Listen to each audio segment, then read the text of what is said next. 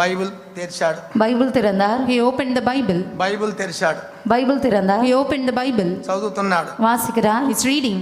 దేవునికి స్తోత్రం. கர்த்தருக்கு ஸ்தோத்திரம். Praise be to God. నువ్వు పో మార్గములన్నీ భయంకరము, కఠినమైనవి, భయంకర శ్రమలు అని వాక్యం చదివాడు. நீ போகிறதான இடமெல்லாம் பயங்கரமான பாடுகள், உபத்திரங்கள்.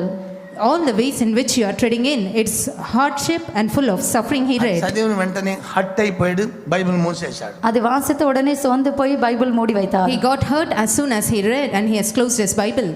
கர்த்தருடைய பரிசுத்த நாமத்திற்கு ஸ்தோத்திரம். Praise be to the holy name of ఈ God. సమయంలో కూడా మనం దేవుని యొక్క కృపలో ఉండాలి. எல்லா சமயத்திலே நாம் கர்த்தருடைய கிருபையிலே இருக்க வேண்டும்.